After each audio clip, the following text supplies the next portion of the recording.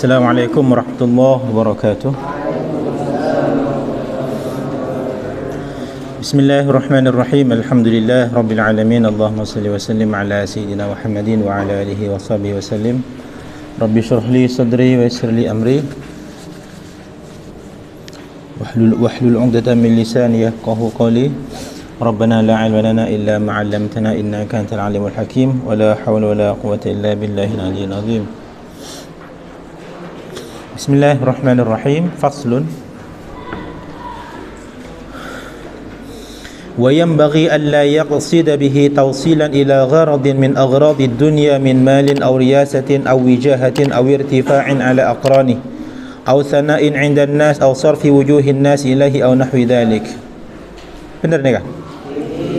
Faslun paneka setang fasal. وينبغي ban selayaknya, ban seharusnya. وينبغي ban selayaknya atau ban seharusnya, ban sapantasah ya maturan.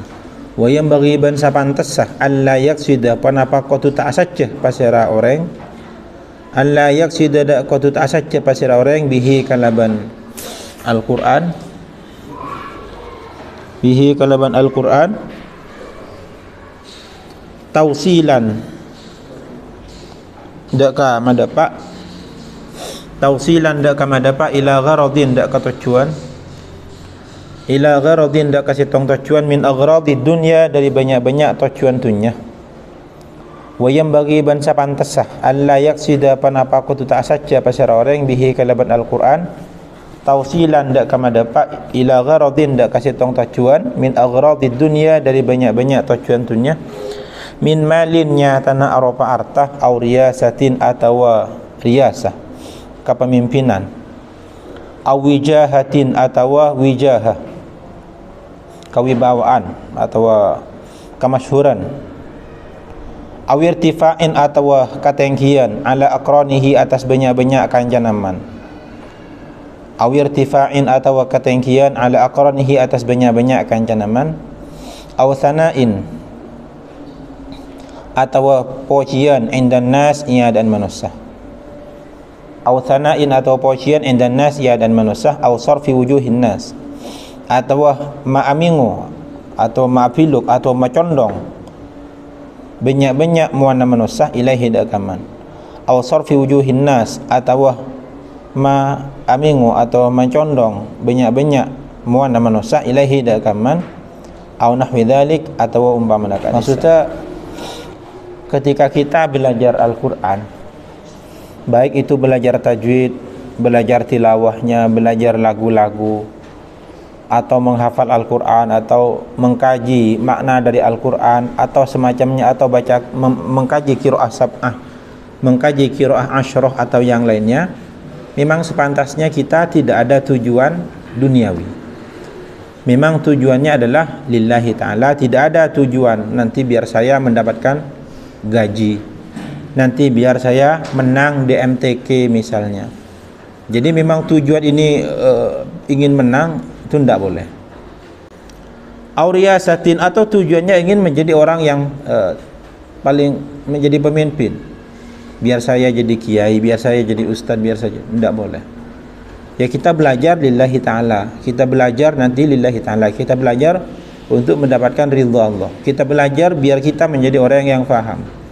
Masalah nanti kita jadi apa, jadi kiai, jadi ustaz, jadi lora gus atau apa, atau jadi menentu kiai, itu bonus. Itu bonus. Nah, bonus itu jangan dicari. Tapi yang dicari adalah apa? Ridha Allah, pahala Allah. Kenapa? Kita ini untuk masuk surga, syarat masuk surga itu enggak harus jadi menantu kiai. Syarat untuk masuk surga itu enggak harus jadi ustadz. Syarat masuk surga itu enggak harus jadi tokoh masyarakat. Syarat masuk surga itu enggak harus dihormat oleh manusia. Enggak ada persyaratan begitu. Yang penting adalah kita menjadi orang baik di lingkungan kita, bermanfaat ke lingkungan kita, dan kita tidak menyakiti orang sekitar kita. Itu sudah cukup. Nah, bagaimana? Jadi niatnya ya niat mencari ridha Allah, niat untuk memahami ilmu, niat untuk menyebarkan agama Allah dan ilmu-ilmu Allah. Aw irtifa'na ala aqrani. Enggak boleh kita ingin unggul dari teman-teman. Nah, ini salah satu tanda bahwa seorang santri dari belajarnya, ketekunan dia belajar, salah satu tanda bahwa dia tekun belajar hanya untuk diri sendiri, hanya untuk unggul dari orang lain, dia tidak mau berbagi dengan teman-temannya. Jadi teman-teman harus berbagi dengan teman-teman sekelas, seangkatan. Kadang ada sebagian orang karena dia sekelas, dia inginnya menjadi ranking 1, ilmu yang dia dapat harus dia yang hanya dia yang harus bisa menjawab di ujian, yang lain tidak boleh bisa. Jadi ada temannya nanya, ini apa? Wah, saya tidak tahu, tidak mau berbagi. Itu salah. Itu tanda bahwa dia mencari ilmu itu memang untuk cari ranking, memang cari keunggulan. Nah, tanda-tanda orang mencari ilmu tidak ada tujuan hanya untuk unggul di atas teman-temannya adalah dia rela berbagi dengan teman-temannya biar dia yang ranking, saya yang tidak ranking, yang penting saya sudah menyebarkan kemanfaatan. Wala yashinul muqri iqra'ahu bi tam'in fi rifqin yahsulu lahu min ba'di man yaqra'u alaihi sawa'un kana rifqu malan aw khidmatan wa in qalla. Wala yashinu, banta oleh mencuba al muqri pasira orang si tukang mukri itu adalah guru qiraah atau guru Al-Qur'an. Wala yashinu banta oleh mencuba al mukri pasira mukri ini ka guru ustad kiai saya ngajar Al-Qur'an. Iqra'ahu deka mamajanah mukri bitom'in kalaban tamak fi rifkin dalam fasilitas fi rifkin dalam fasilitas ya sulusi hasil panapa rifkin nika begini mirfaki atau mar ya sulusi hasil lahu ikan di man min ba'di man dari sebagian orang, min ba'di man dari sebagian orang, yaqra'u simaca pasiraman alaihi atas mukri, yaqra' simaca pasiraman alaihi atas mukri sawaun panika pada kana tining bada panapa rifku panapa rifku malan panika arta aw khidmatan atau apa khidmah pelayanan.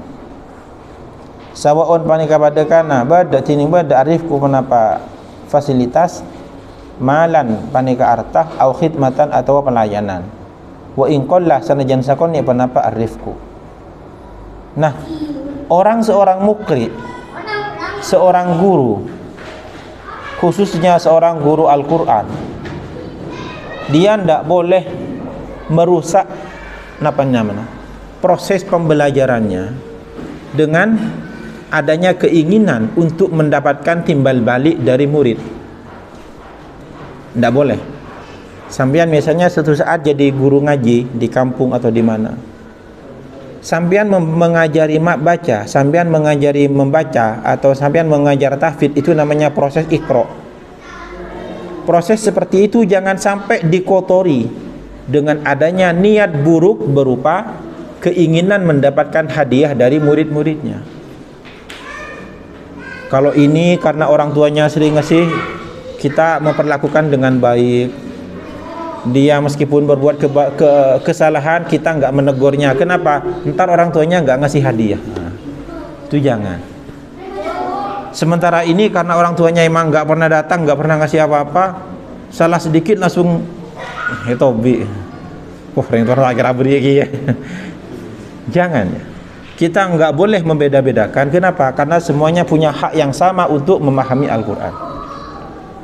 Murid kita semuanya itu punya hak yang sama untuk memahami Al-Quran, untuk bisa membaca Al-Quran, untuk bisa bertilawah, untuk bisa qiraah, untuk bisa ilmu tafsir dan semacamnya. Semuanya punya hak yang sama. Antara yang kaya dan yang miskin punya hak yang sama. Kita nggak boleh membeda-bedakan. Dulu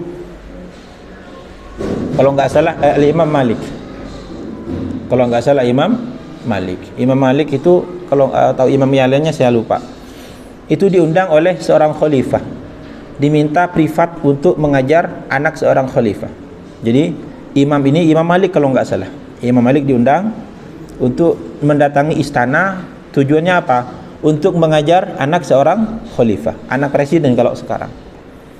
Apa jawaban beliau? Kata beliau, al-ilmu yu'ta wa la ya'ti. Ilmu itu mestinya didatangi. Kalau Anda pengen cari ilmu, ya datangi orang yang berilmu. Jangan undang orang punya ilmu ke rumah Anda. Itu salah. Bayangkan, yang mengundang seorang khalifah, karena beliau memang tujuannya apa? Tidak ada keinginan untuk mendapatkan hadiah dari murid. Tidak ada. Itu seorang ulama besar. Al-ilmu yu'ta wa la ya'ti. Ilmu itu mestinya didatangi. Sampeyan pengen ngaji, jangan kiainya disuruh ke rumah sampeyan, disuruh datang setiap hari, jangan. Sampeyan datang ke pesantren, itu yang benar.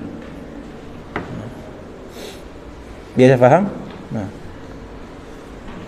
Tetapi ya, gak usah dilanjutin. Wa in qalla, meskipun itu sedikit. Atau khidmah, ingin pelayanan. Kenapa kamu baik kepada murid-muridnya? Ya biar saya kalau mau nyuruh bisa. Ini kesalahan kesalahan sebagian dari kita, para pengajar, misalnya para asatidz, para guru, para kiai, para lora, para gus dan semacamnya. Kesalahan dari sebagian dari kita adalah memanfaatkan posisi kita yang di atas untuk menyuruh santri atau menyuruh siapa? Menyuruh mereka tidak masalah, tidak masalah. Tapi dengan syarat satu, apa? Niat mendidik mereka. Tidak apa-apa. Sampean suatu saat punya murid, muridnya suruh-suruh, tidak apa-apa. Asalkan satu, niatnya apa? Niat mendidik mereka. Tapi kalau niat sampean ingin memanfaatkan posisi sampean yang sebagai ustadz, itu yang salah. Dan bentuk dari keduanya sama.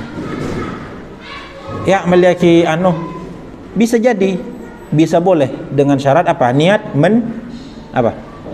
Niat mendidik mereka tidak masalah. Dengan catatan niat apa? Mendidik mereka. Dulu guru saya itu almarhum Profesor Kiai Mustafa Yaqub.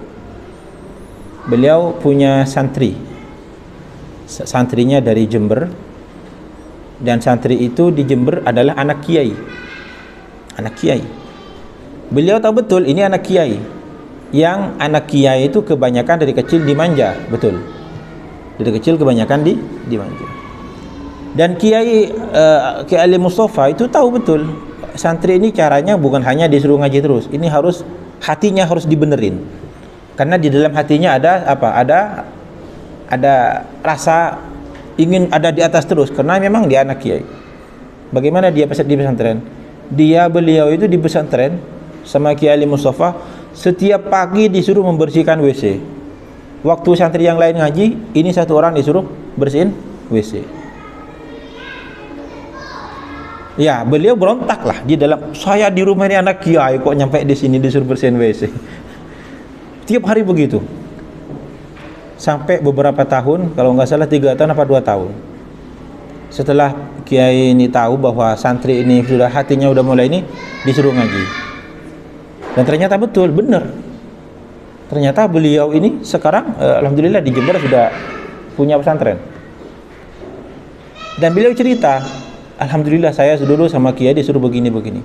Sehingga rasa rasa keinginan untuk wijaha, irtifa alal aqran, athana indanas itu hilang semua. Jadi menyuruh santri tidak masalah. Bahkan penting sekali santri itu disuruh-suruh. Kenapa? Biar santri ini nggak merasa ada di atas. Jadi ada niat, si guru ini harus punya niat apa? Takdib.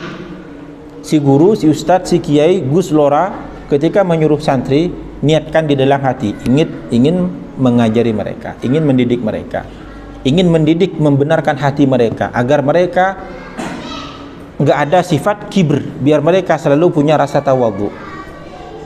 Itu suatu saat sampean punya jadi kiai, jadi ustadz, jadi apa, kalau menyuruh santri niatkan di situ. Yang tidak perlu diucapkan, cukup di dalam hati.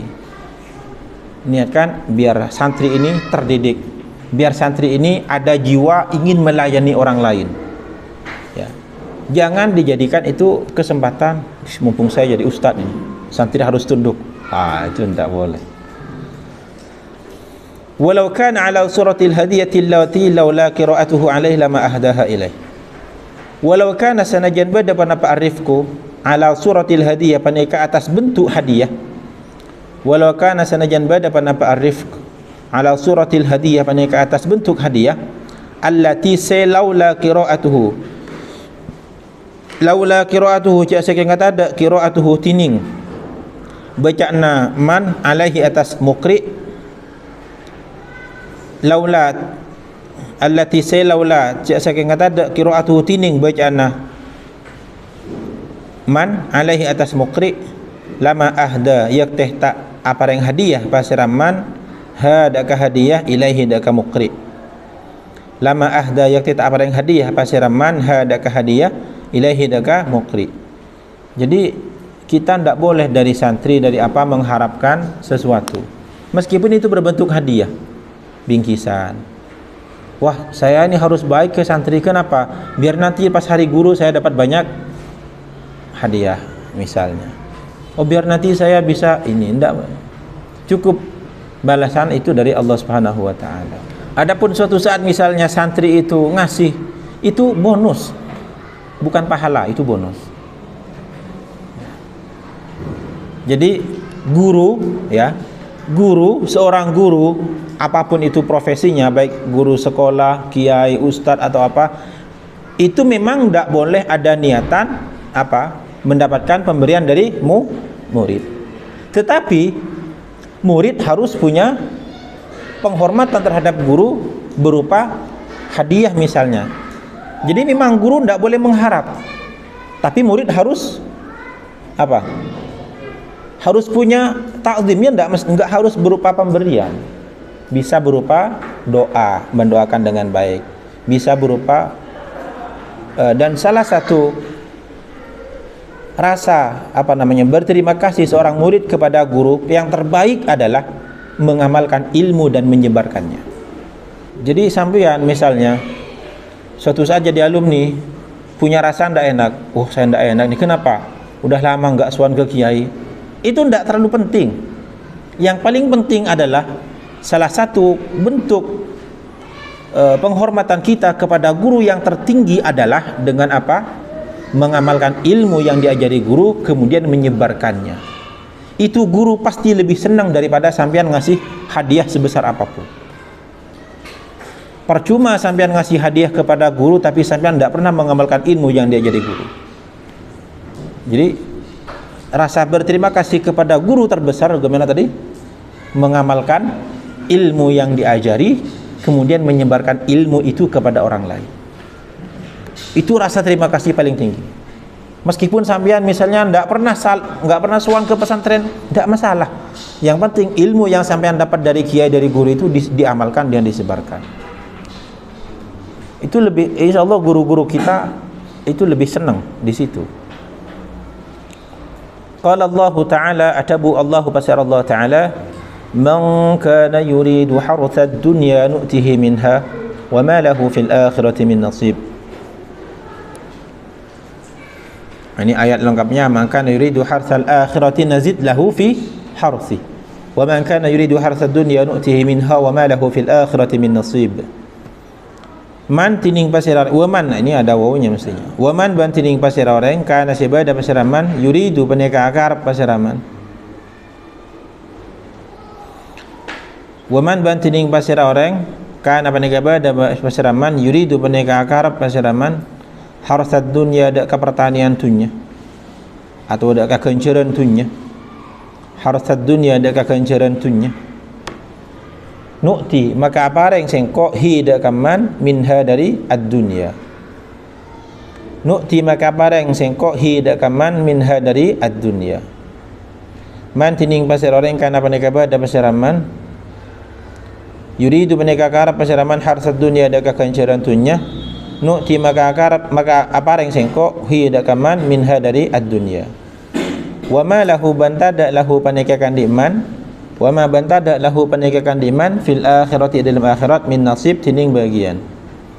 Wa ma bantada lahu panikakan diman fil akhirati dalam akhirat min nasib tining bagian. Kata Allah Subhanahu wa taala dalam surah Asy-Syura, barang siapa yang menginginkan pahala dunia, aku berikan sebagian darinya. Ini Allah menggunakan kata minha. Minha sebagian. Artinya apa? Kalau kita menginginkan pahala dunia, kita beramal baik, menginginkan balasan dunia, maka akan Allah kasih sebagian saja di dunia. Tetapi nanti di akhirat kita nggak dapat bagian.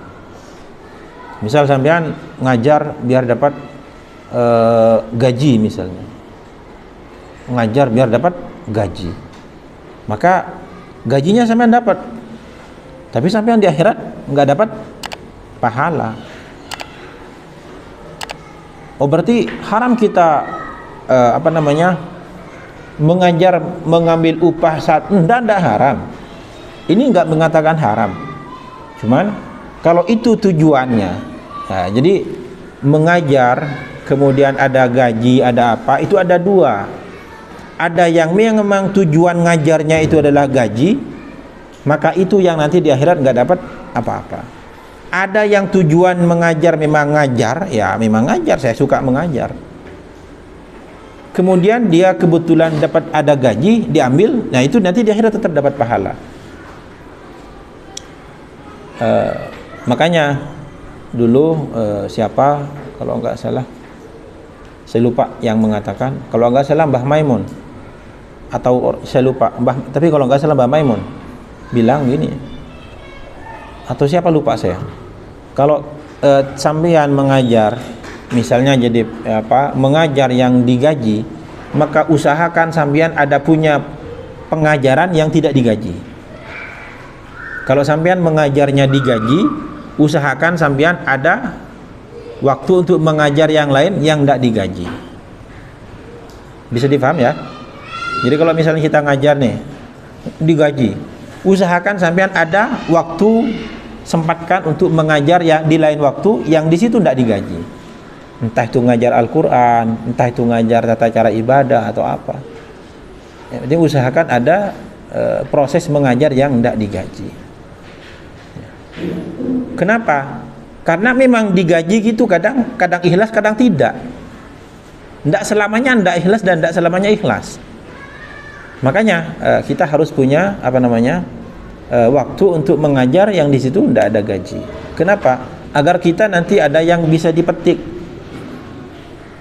Makanya jangan ketika kita mengajar Al-Quran, mengajar apa, maka yang terpenting adalah ikhlas lillahi ta'ala. Man kana wa qala ta'ala wa man kana yuridul ajilat ajjalna lahu fiha ma nasha'u liman nurid. Man tining pasir orang kan apa ni kabar ada pasir man yuridu panika karab al ajilat ada katunya. Man tining pasir orang kan apa ni kabar ada pasir man yuridu panika karab al ajilata ada katunya. Ada kasikapuru. Al ajilata ada katunya sikapuru. Ajjalna maka puru sengko lahu kang iman. Ajjalna maka puru sengko lahu kang iman fiha dalam tunya. Fiha dalam tunya ma da kabarang nasya'u sekasokan sengko. Man tining pasir orang kana panika pada yaman yuridu panika karab pasiraman al ajilah da katunya sekapuru. Ajjalna maka puru sengko lahu kang iman fiha dalam tunya ma da kabarang nasya'u sekasokan sengko liman kang orang nuridu sekasokan sengko. Artinya apa? Barang siapa yang semua ibadahnya atau semua amalannya dia keinginannya hanya kepentingan dunia, maka Allah segerakan keinginan tersebut di dunia. Ya.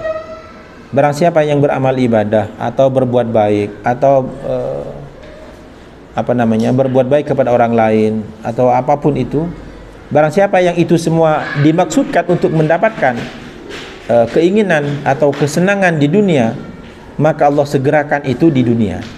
Tetapi di akhirat kita nggak dapat apa-apa. Nah itu, jadi apapun yang kita lakukan semuanya niatkan lillahi ta'ala. Dulu ada seorang ulama namanya Syekh Muhammad Said Ramadan Al-Buti. Beliau orang Syria yang wafat tahun 2013. Beliau punya ayah bernama Ramadan Al-Buti.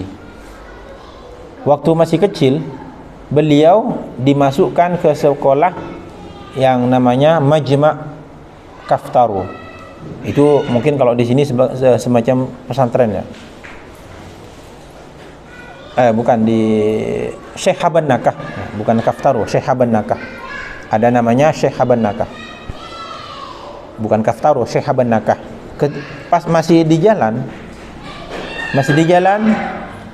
ayahnya ini bilang kepada beliau, Syekh Ramadan itu bilang kepada Syekh Muhammad Said, masih kecil, umurnya sekitar 12 tahun. Beliau mengatakan, ya bunayya, lau anni alimtu annal, kata beliau, wahai anakku, seandainya aku tahu bahwa kamu akan mendapatkan ridho Allah karena bertugas sebagai tukang buang sampah, maka aku jadikan engkau sebagai pemungut sampah. Jadi kata beliau, seandainya ridho Allah bisa diperoleh dengan cara membuang sampah, jadi tukang sampah, maka aku jadikan engkau sebagai tukang sampah. Lakinni ufakir, tapi aku berfikir, faraitu anna ridallah la yunalu illa bil ilmi.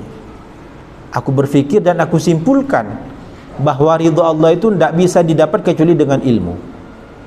Maka kau carilah ilmu untuk lillahi ta'ala.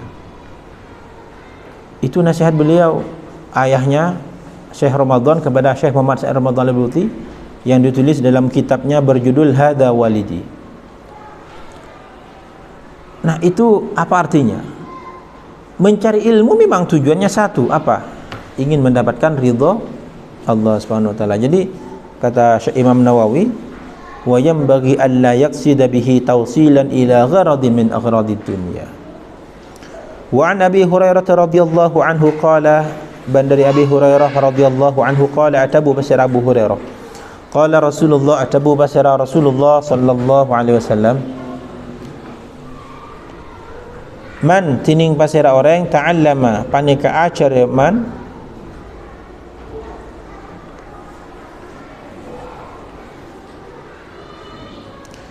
tining pasira orang ta'allama panika ajar pasira man ilman dak kasih tong ilmu, ilman dak kasih tong ilmu, mimma setengah dari barang atau setengah dari ilmu, mimma setengah dari ilmu, yubtaga seisareh bihi kalaban ma wajhullahi panapa wajhullah, ilman dak kastong ilmu, mimma setengah dari ilmu, yubtaga seisareh bihi kalaban ma wajhullahi panapa wajhullah, la yata'allamu ta'ajar pasiraman, la yata'allamu ta'ajar pasiraman hudaka ilman, la yata'allamu ta'ajar pasiraman hudaka ilman, illa liusiba angin kangkui ngaolle pasiraman, illa liusiba angin kangkui ngaolle pasiraman bihi kalaban ma atau bihi kalaban ilman, gharadan dak kasih tong tujuan, gharadan dak kasih tong tujuan, gharadan dak kasih tong tujuan, min aghradid dunya dari banyak-banyak tujuan dunia, min aghradid dunya dari banyak-banyak tujuan dunia, lam yajid maka tak nemu pasiraman, lam yajid maka tak nemu pasiraman, arfal jannah dak kabauna swarga, yaumal qiyamah hari kiamat. Lam yajid maka tak nemu pasiraman, arfal jannah tidak kabauna swarga, yaumal qiyamah ini hari kiamat. Man tining pasir orang yang ta'allama pandai kacar pasiraman, ilman dak kastong ilmu, mimma setengah dari ilmu, yubtaga seisopre seisari bihi kalaban ma wajhullahi panapa wajhullah atau ridha Allah, la yata'allamu seta ajar pasiraman hudaka ilman illa liusiba angin kangkui ngaolle pasiraman bihi kalaban ilman, gharadan dak kasih tong tujuan, min aghradi dunya dari banyak-banyak tujuan dunia, lam yajid maka tak nemu pasiraman, arfal jannah tidak kabuna swarga, yaumil qiyamah hari kiamat. Rawahu Abu Dawud bisnadin sahihin wa misluhu ahadits katsirah.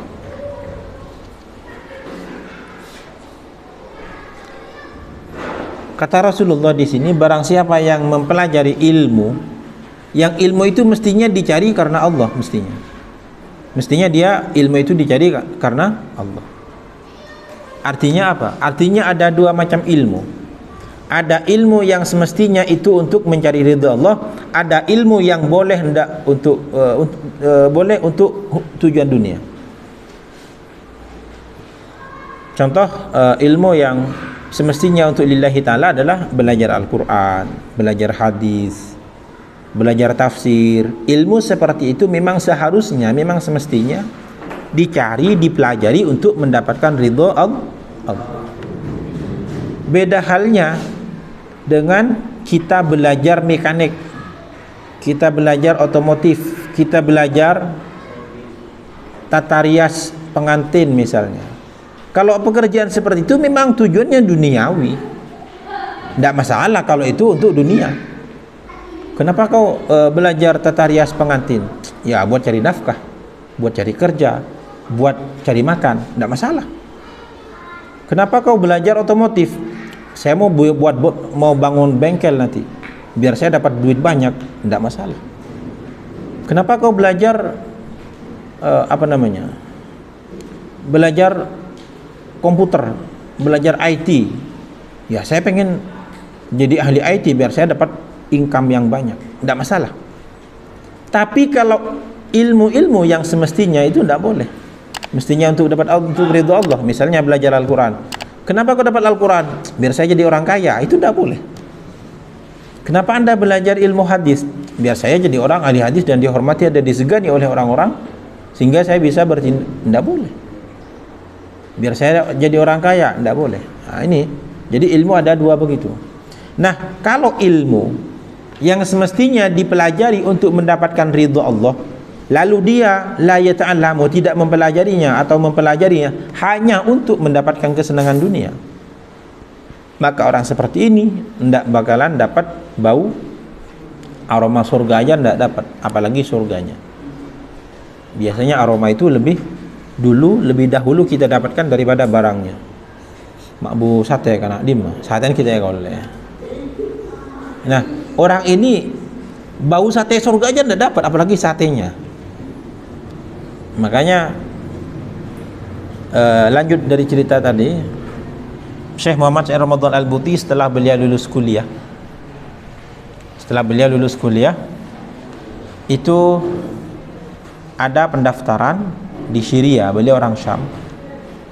Beliau waktu itu beliau baru lulus kuliah, ditawari oleh temannya untuk mendaftar PNS menjadi tenaga pengajar di salah satu madrasah aliyah. Akhirnya beliau izin ke orang tuanya. Orang tuanya itu orang wali. Izin kepada orang tuanya, lalu orang tuanya bilang apa? Jangan, tidak boleh, karena engkau belajar lillahi ta'ala, maka jangan mendaftar untuk itu. Ya udah, beliau karena dibilangin jangan daftar, beliau nggak jadi daftar. Kenapa? Karena bapaknya ini Syekh Ramadan Al-Buti itu tahu bahwa di dalam hati anaknya ini masih ada keinginan duniawi. Baru setelah 1 tahun 2 tahun kemudian malah disuruh oleh ayahnya, "Nak, sekarang silakan daftar mengajar." Disuruh mendaftar untuk mengajar. Loh, kenapa berubah? Karena bapaknya tahu bahwa hati anaknya itu memang sudah bersih, tidak ada tujuan kepentingan duniawi. Jadi maksudnya apa? Kita boleh-boleh saja mendaftar untuk mengajar di sebuah institusi yang di situ pengajarnya digaji, tidak apa-apa, tidak masalah. Asalkan apa? Kita mengajar bukan itu tujuannya. Tapi apa tujuannya? Mendapatkan ridho Allah dengan cara menyebarluaskan ilmu Allah. Saya ingin dapat ridho Allah dengan cara menyebarluaskan ilmu Allah. Jadi tidak apa-apa, cuman itu perbaiki niat. Perbaiki apa? Niat. Niat itu penting.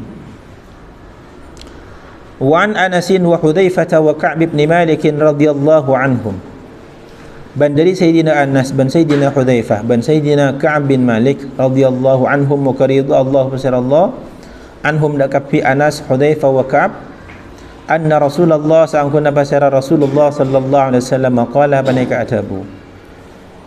panika atabu man talabal ilma, man tining pasira orang talaba panika nyareh pasira man al ilma dak ka ilmu, man tining pasira orang talaba panika nyareh pasira orang al ilma dak ka ilmu, liyumaria supaya bisa adebat pasiraman, liyumaria supaya bisa adebat pasiraman bihi kalaban ilmu as-sufaha dak ka banyak-banyak orang gendeng,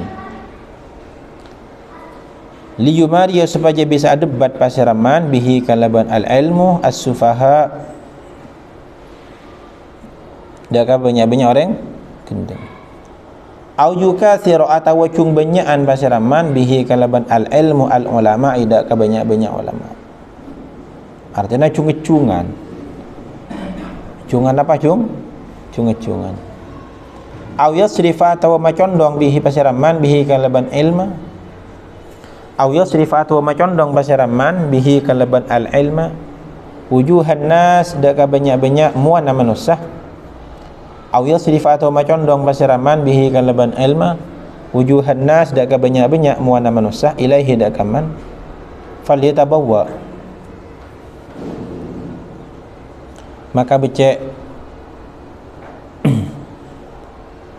angan nengen nah pasiraman mak'adahu dak ka tujuh naman minan nari dari neraka, minan nari dari neraka, falitabawa maka becek angan nengen nah pasiraman mak'adahu dak ka tujuh naman minan nari dari neraka. Jadi di sini Rasulullah sallallahu alaihi wasallam bersabda mencari ilmu tujuannya untuk bisa berdebat, ingin mengalahkan orang lain, ingin mengalahkan ulama, ingin mengungguli seorang kiai, atau ingin menjadi perhatian manusia. Au yasrif bihi wujuhan nas itu ingin menjadi perhatian manusia, ingin viral. Tujuannya tidak ada lagi, ingin viral. Nah, orang-orang seperti itu falitabawa maq'adahu minan nar, kata Rasulullah, silakan ambil posisi di neraka. Rawahu Tirmidzi min riwayat Ka'b bin Malik wa qala adkhalahu Allahu an-nar, adkhala maka mamasuk dak kaman, adkhala maka mamasuk dak kaman Allahu pasirallah an-nar dak neraka. Jadi mencari ilmu ya lillahi ta'ala. Urusan nanti kita menjadi orang apa, ya itu bisa jadi bonus, bisa jadi itu adalah bagian dari ujian. Bagian dari ujian. Dan perlu diingat, menjadi orang terkenal, menjadi orang viral, menjadi orang yang dihormati orang banyak, itu sebenarnya tidak enak. Tidak enak. Sampean misalnya jadi penceramah terkenal, kondang di mana-mana, semua orang tahu bahwa sampean adalah penceramah kondang. Sampean itu, saya yakin, sampean itu tidak berani beli kaldo di pinggir jalan dan makan di situ. Benar, saya yakin sampean tidak bakalan berani. Kenapa? Ntar wibawa saya turun. Artinya kalau sudah begitu, di dalam hati ini sudah ada keinginan dipuji oleh orang. Makanya orang yang tidak terkenal makan soto di pinggir jalan ya biasa aja, tidak ada perasaan apa-apa. Sampean ini kan belum terkenal kan?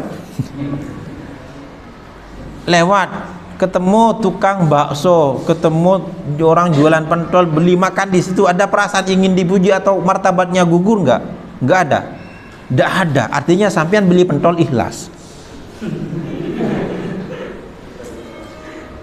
Tapi kalau sampean jadi orang terkenal, ceramah di mana-mana, setiap malam, sehari semalam ceramah 6 kali misalnya, di tempat yang berbeda, semua orang tahu.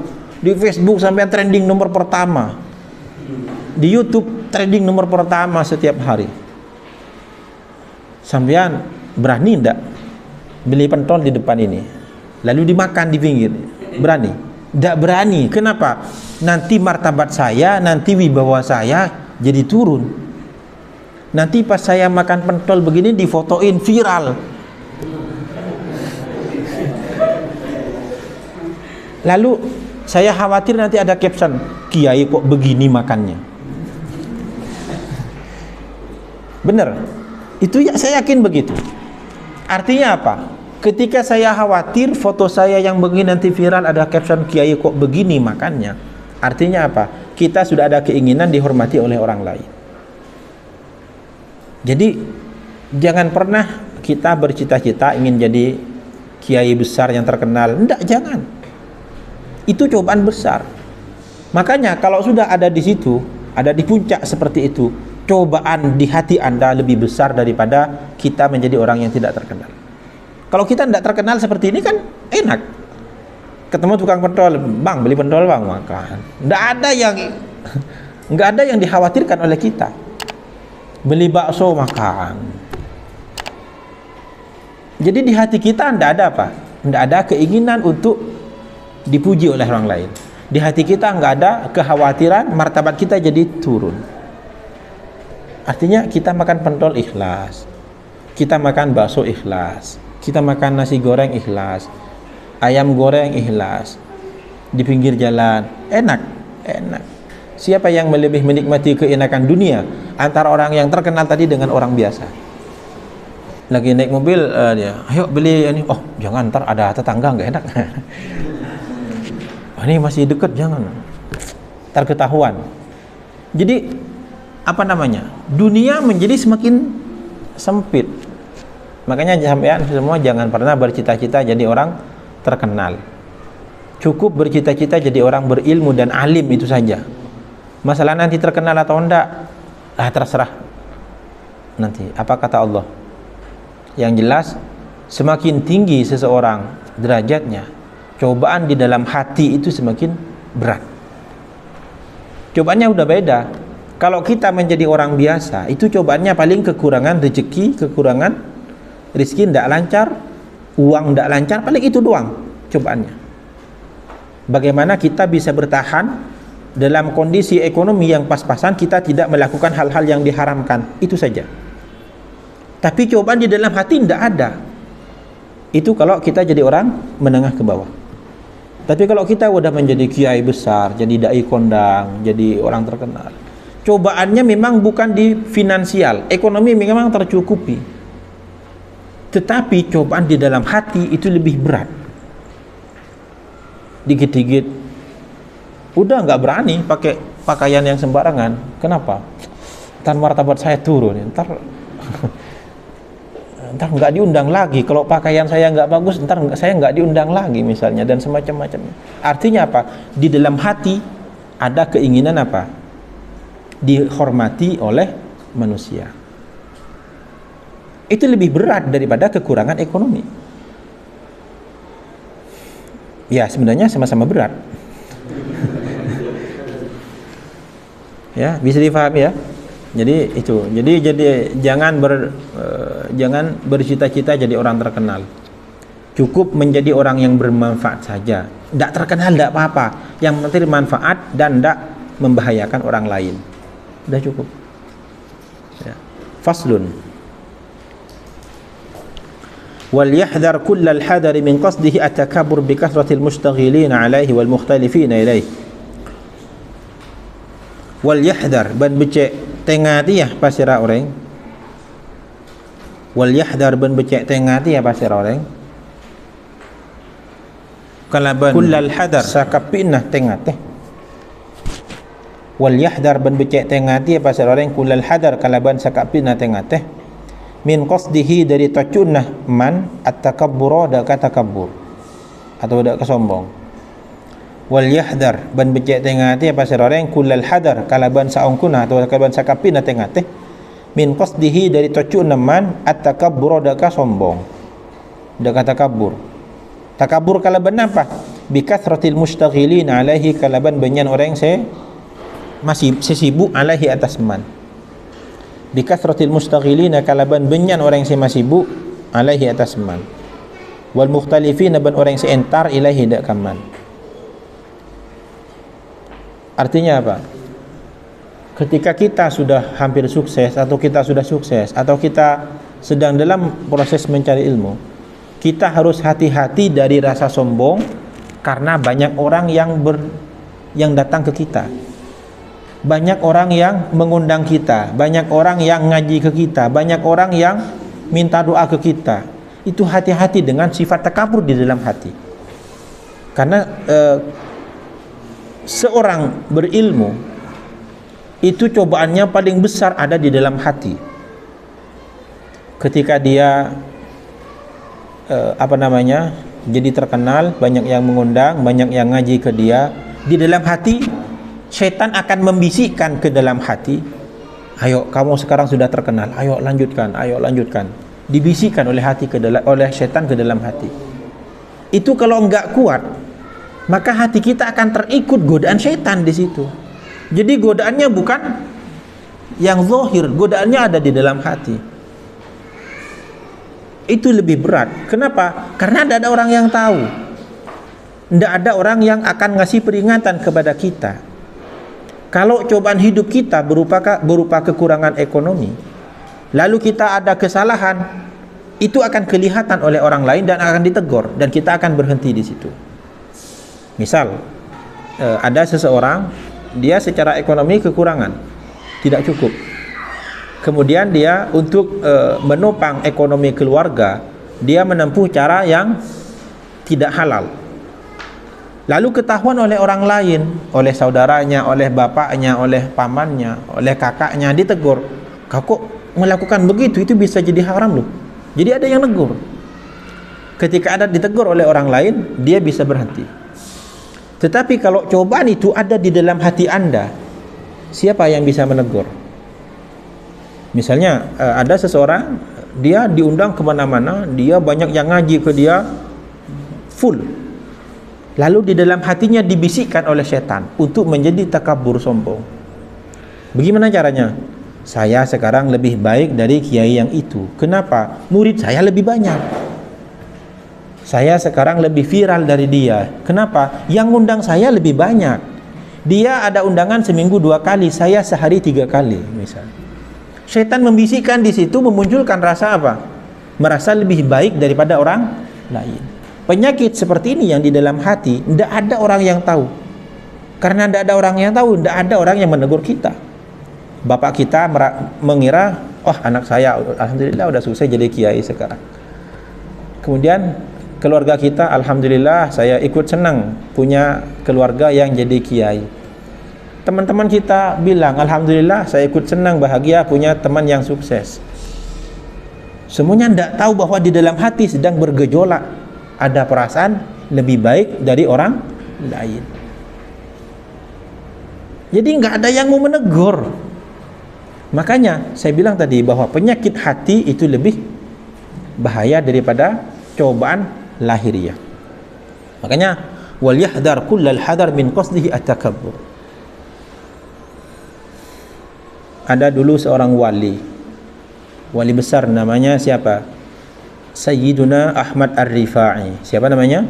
Sayyid Ahmad Ar-Rifai. Beliau pemimpin atau perintis Thariqah Ar-Rifaiyah. Beliau orang wali besar. Beliau itu saking tawadhu'nya beliau, jadi beliau memang jadi guru besar. Beliau jadi kiai, jadi luar biasa ahli di berbagai ilmu, banyak santrinya. Tapi beliau setiap ketemu orang, beliau yang cium tangan duluan. Sampai beliau sebagaimana diceritakan oleh Syekh Muhammad Said Ramadan Al-Buti, beliau bercerita, apa kata beliau? Husyirtu ma'a Haman wa Fir'aun in ra'aitu anni khairun minhum. Nanti saya akan dikumpulkan bersama Fir'aun dengan Haman kalau saya merasa lebih baik daripada murid saya. Bayangkan, beliau orang mulai besar. Nanti saya akan cari tahu siapa namanya Ahmad Ar-Rifai. Itu orang luar biasa, orang wali besar. Tapi beliau mengatakan apa? Nanti saya akan dikumpulkan bersama Fir'aun kalau saya merasa lebih baik daripada satu di antara murid-murid saya. Jadi beliau ulama besar tidak pernah merasa lebih baik bahkan dari muridnya sendiri. Jadi cobaan orang alim ada di dalam hati. Oke, finansial, ekonomi tercukupi, fasilitas hidup lengkap, mobil mewah semua. Mobil paling buruk, paling jelek apa? Paling jelek Fortuner. Sehari-hari yang dipakai Velfire misal.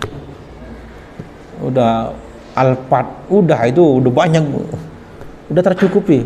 Tetapi cobaan ada di mana? Di dalam hati. Kadang merasa kita kalau sudah di situ, sampean misalnya pengen ini, ternyata besok datang beneran. Lalu setan datang ke dalam hati kita berbisik, kamu menjadi orang yang ibadahmu sudah diterima di hadapan Allah misalnya. Setan datang membisikkan kepada kita.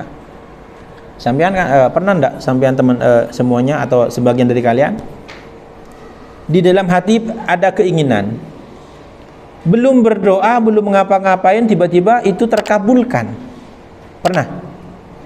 Misal di dalam hati, kok tadi PC pembicaraan, tiba-tiba ketemu dengan siapa ngasih duit, pernah? Nah, di saat itu juga setan datang kepada hati kita, membisik ke hati kita, kamu menjadi orang yang sudah diterima oleh Allah. Jangankan sampai berdoa, ada keinginan saja sudah Allah kabulkan. Setan berbisik di situ. Nah, orang alim, orang yang terkenal, itu cobaannya di situ. Makanya kata Imam Nawawi, wal yahdar kullal hadar. Wal yahdar ban becek tengah dia pasiraman min karahatihi dari beciin eman. Wal yahdar ban becek tengah dia pasiraman min karahatihi dari beciin eman. Qiraat ashabihi deka ngacinah murid tahman. Wal yahdar ban becek tengah dia pasiraman min karahatihi dari beciin eman. Qiraat ashabihi de kangaci na murid teman ala ghairihi atas lain naman, ala ghairihi atas lain naman, mimmannya tanah dari orang yuntafa sei kalak manfaat bihi pasiraman, mimmannya tanah dari orang yuntafa sei bisa kalak manfaat bihi pada pasiraman. Maksudnya bagaimana? Ketika sambian sejadi guru nanti, jadi guru tahfidz, jadi guru ini, jangan sampai sampeyan itu benci kepada murid yang ngaji kepada guru lainnya, ngaji ke pesantren lain. Kamu jangan ngaji ke sana, ngaji ke saya saja.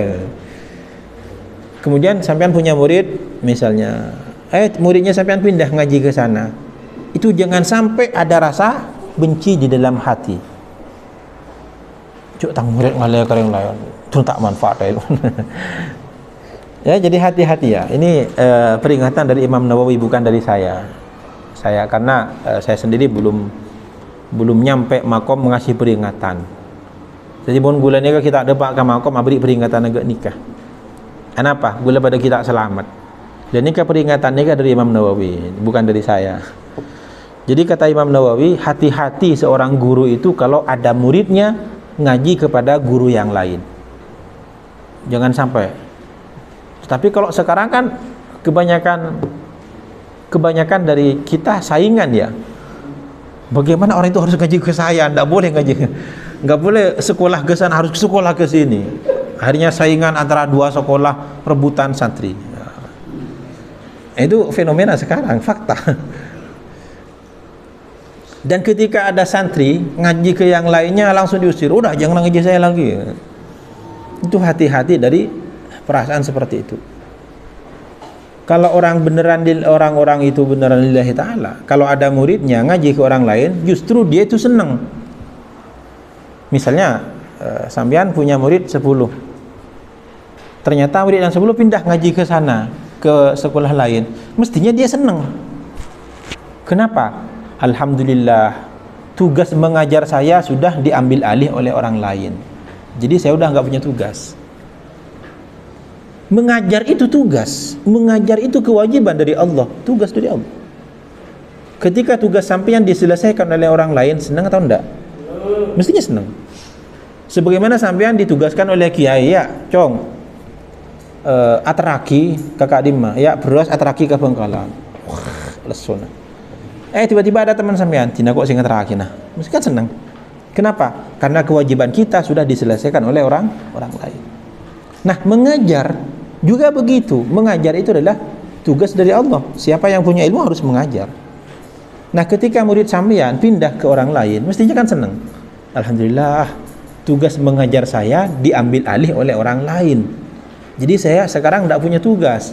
Nanti di akhirat kalau ditanya, saya ada jawaban. Kenapa kamu nggak mengajar? Ya Allah, tugas saya sudah diselesaikan oleh orang lain. Seandainya semua orang punya perasaan seperti itu, adem Indonesia.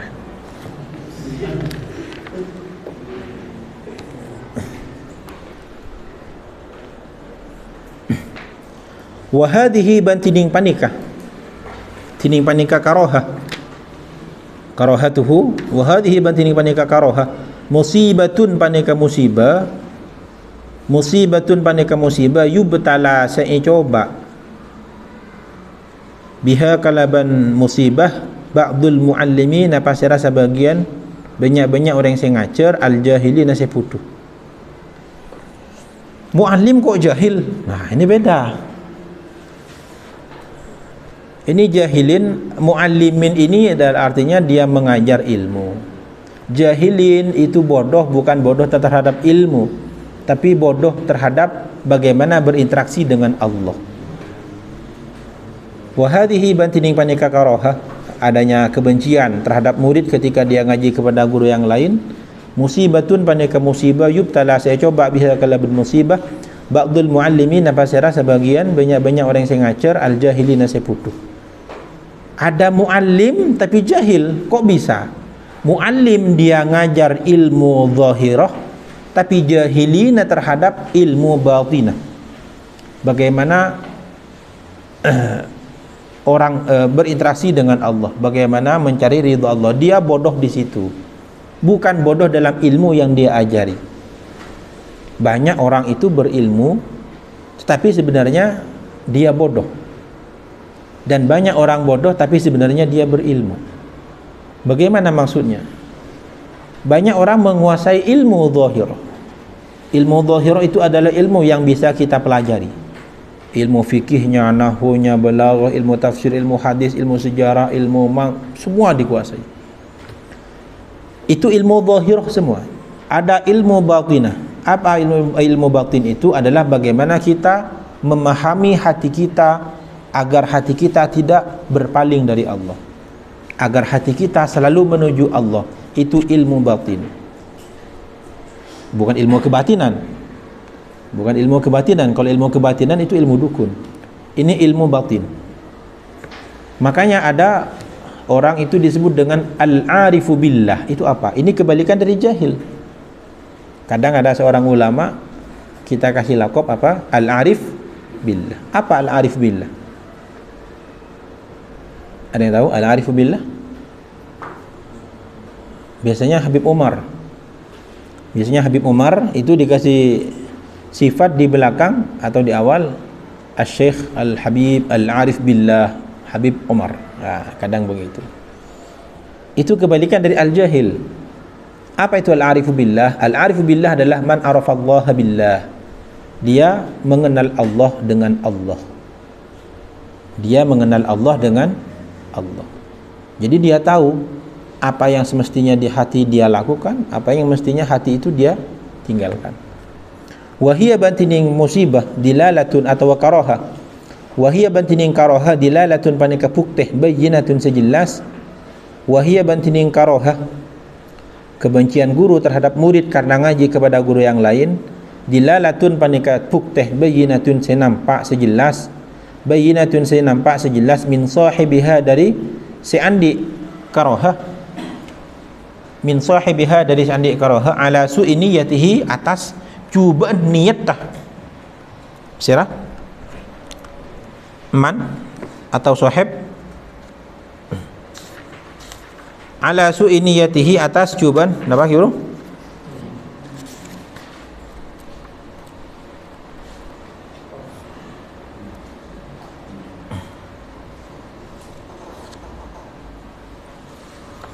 ala su'i niyatihi atas juban niatah sahibiha wa fasadi tawiyatihi ban rosaka atena sahibiha wa fasadi tawiyatihi ban rosaka atena sahibiha.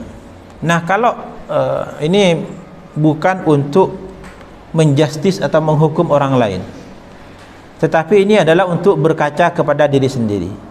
Kalau suatu saat kita, saya, sampean semua misalnya, suatu saat merasa benci ketika kita punya murid dan murid itu ngaji kepada orang lain, atau murid itu murid kita tapi dia ngasih sedekah lebih banyak ke guru yang lain daripada kepada kita misalnya.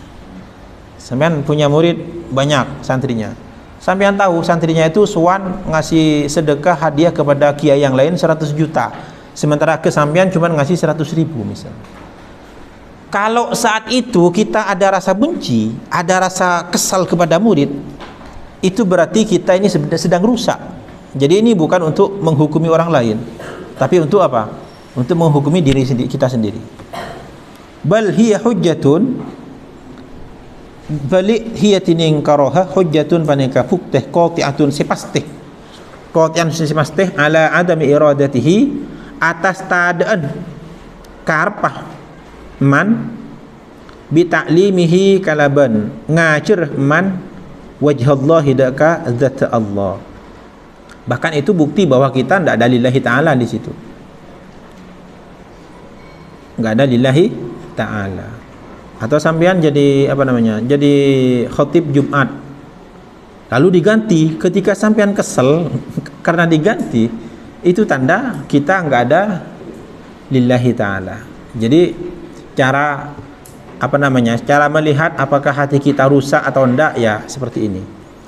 Fa innahu law aradallah, fa innahu karena sangkuna pasiraman atau soheb man, lau arada panika cak saking akar pasiraman, lau arada panika cak saking akar pasiraman Allah Ta'ala dak Allah Ta'ala bi ta'limihi kalaban ngacir man, bi ta'limihi kalaban ngacir man lama kariha yak tak beci pasiraman dalika dak disa dak disa napa qiraat ashabihi ala ghairihi, dzalika kadisa qira'ata ashabihi ala ghairihi, lama kariha yak tak baci pasiraman dzalika kadisa qira'ata ashabihi ala ghairihi. Seandainya dia mengajar lillahi ta'ala, mestinya dia itu enggak benci terhadap murid yang ngaji kepada orang lain. Bal qala pali ngucap pasiraman li nafsihi dak kabati bin man, bal qala pali aka ngucap pasiraman li nafsihi dak kabati bin man ana aradtu ta'ah bi ta'limatin wa qad hasalat. Ana tining patan kaulah aradtu paneka akarab patan kaulah, ana tining patan kaulah aradtu paneka akarab patan kaulah at-ta'ah dak kapekteh bi ta'limatin kalaban ngajar, bi ta'limatin kalaban ajar wa qad hasalat ban ongku hasil panapa ta'limah. Kata saya tadi, saya ngajar ini karena tugas dari Allah dan sudah ada yang mengerjakan, ya alhamdulillah. Sekarang tinggal saya ngaji sendiri, kan enak.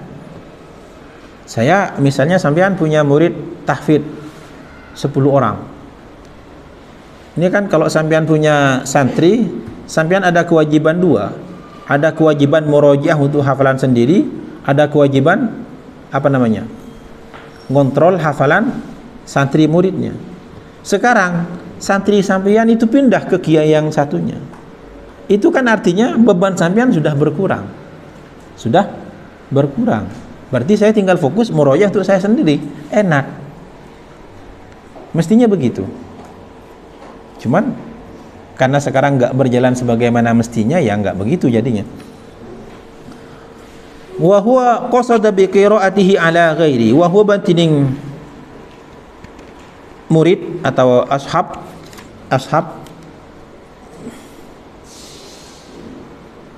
qasada paneka akarab bi qiraatihi kalaban ngacina ashab atau ashab ni ke jama tak napa kelu soheb dekan murid ala ghairi atas laina sing tan kupatan kaulah ziyadata ilmin de kanambain ilmu. Sengkok ngajarin murid dia keng polana ibadah. Setiap murid dia ngaji kareng lain nambah ilmu, fala itba alaihi. Maka tak ada penapa pangluan alaihi atas santri atau murid. Jadi begitu mestinya. Kalau semua muallim, semua ahlul ilmi punya perasaan dan hati begini, maka tidak ada saingan, tidak ada rebutan santri, rebutan murid, tidak ada. Enak.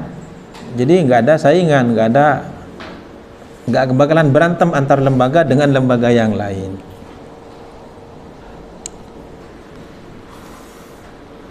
Oke, ada yang mau ditanyakan silakan.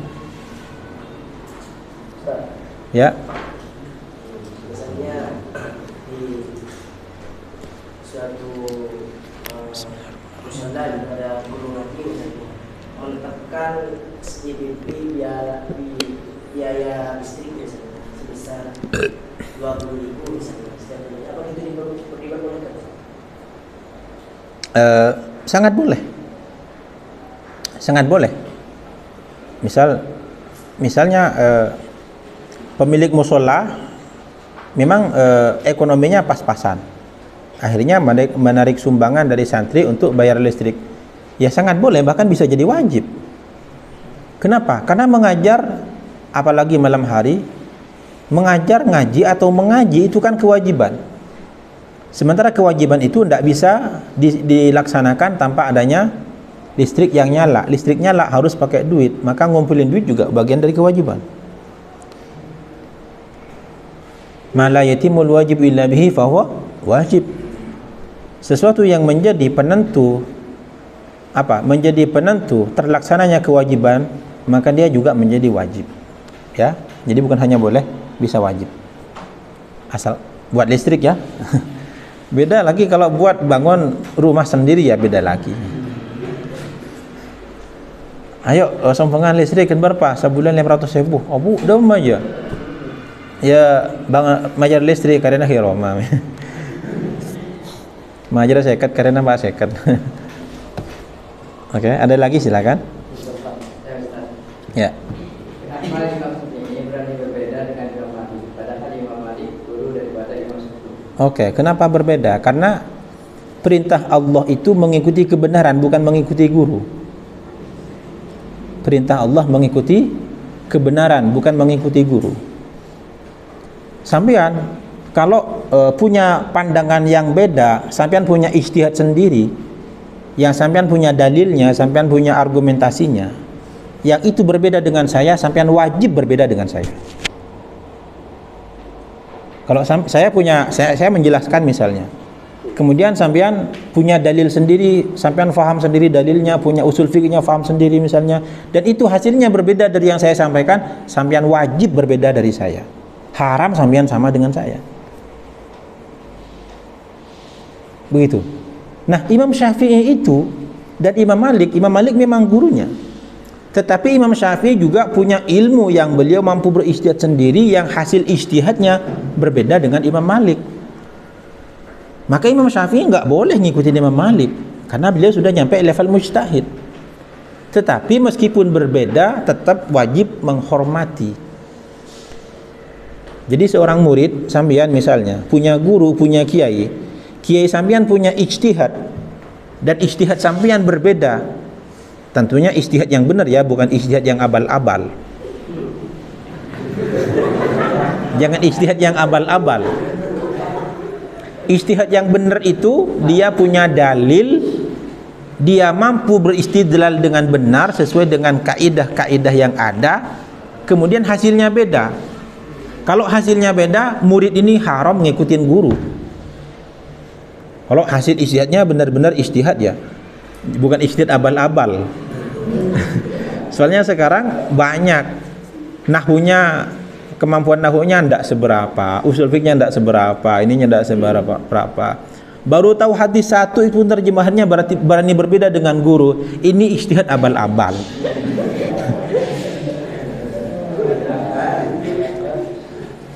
Tapi kalau sampean sudah mampu berijtihad dengan ijtihad yang benar, dalilnya sampean hafal, hadisnya hafal, ayatnya hafal, tahu semua, dan sampean punya kaidah usul fikihnya, mantik, balaghahnya, semuanya dikuasai, ilmu tafsir, ilmu hadisnya sampean kuasai, sampean mampu berijtihad, dan ternyata hasilnya beda dengan guru, sampean dalam hal ini, khusus dalam hal ini nggak boleh ngikutin guru. Sebagaimana Imam Syafi'i nggak ngikutin Imam Malik, tetapi meskipun tidak mengikuti tetap wajib hormat. Itu bisa difaham? Bisa.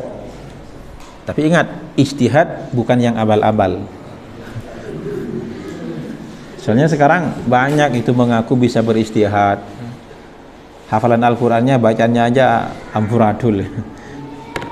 Nah, Imam Syafi'i coba lihat.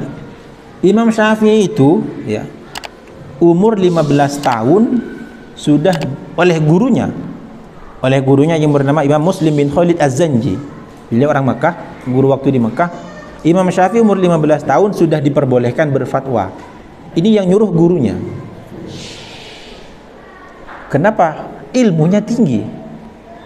Ketika Imam Syafi'i datang ke Imam Malik itu punya kitab Muwatta yang ditulis lebih dalam jangka 40 tahun.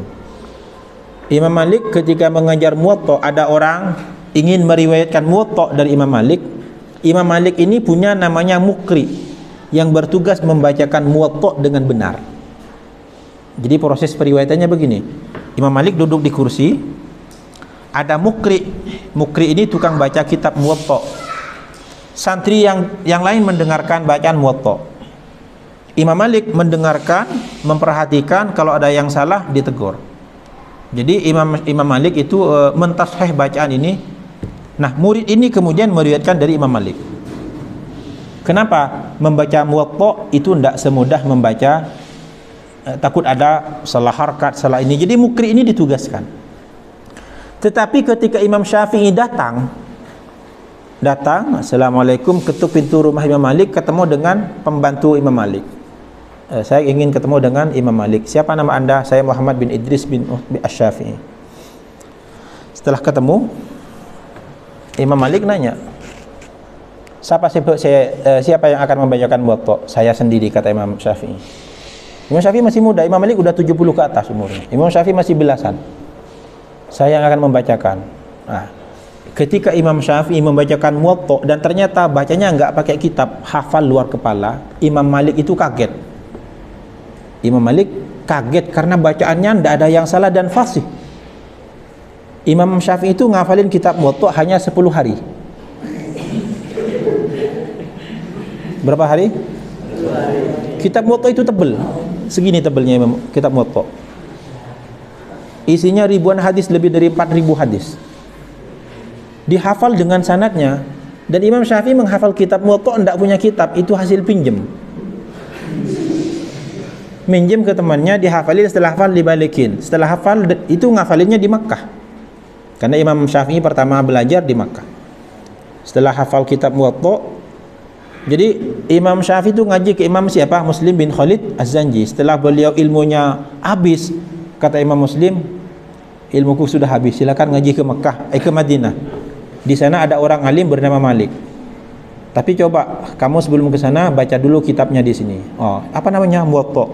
Imam Syafi'i nyari orang yang, karena Imam Syafi'i itu orangnya miskin, beli kitab tidak mampu, jadi gimana? Pinjem punya temannya kitab Muwatta, dihafalin, setelah hafal dibalikin.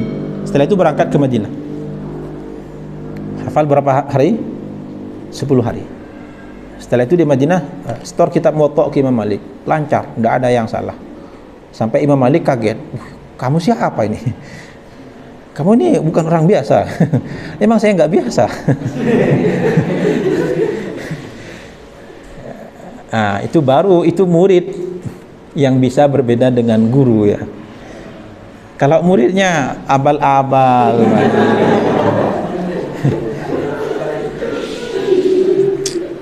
dan uniknya Imam Syafi'i itu setelah di Makkah, di Madinah, semua periwayatan Imam Malik sudah dihabiskan. Imam Malik karena beliau orang berhati, ini contoh orang yang lillahi ta'ala kayak gini nih. Orang lillahi ta'ala kayak gini. Siapa? Guru Imam Syafi'i Muslim. Setelah Imam Syafi'i hatam, disuruh pindah, sana pindah. saya udah habis ilmu. Sana cari ilmu yang ke orang yang lebih alim. Siapa? Malik. Nyampe Madinah, setelah hadis Imam Malik sudah habis dihafal, kata Imam Malik, kau sudah habiskan ilmuku, silakan pindah lagi ke Kufah, habiskan ilmu murid dari Imam Abu Hanifah.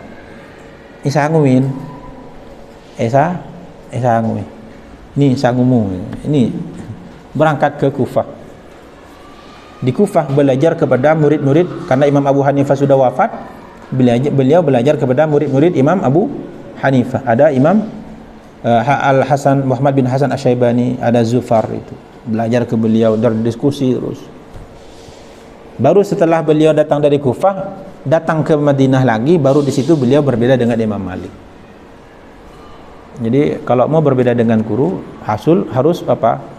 Harus punya, bisa beristihad yang benar. Tetapi meskipun dia bisa berbeda dengan guru, tapi tetap wajib apa? Menghormati guru. Karena yang namanya sudah mujtahid itu nggak boleh taklid ya. Orang mujtahid nggak boleh taklid. Kalau seperti Imam Syafi'i itu sudah mujtahid. Orang yang sudah mujtahid nggak boleh taklid kepada mujtahid yang lain. Imam Syafi'i mujtahid, Imam Malik mujtahid. Maka Imam Syafi'i tidak boleh ngikuti Imam Malik. Kenapa? Ijtihadnya sudah berbeda. Bisa difaham? Oke, ada lagi silakan. Tidak ada? Oke, kalau nggak ada, waqad rawaina fi musnadil imam al-mujma' ala hifdhihi wa imamatihi Abi Muhammad ad-Darimi rahimahullahu taala wallahu a'lam.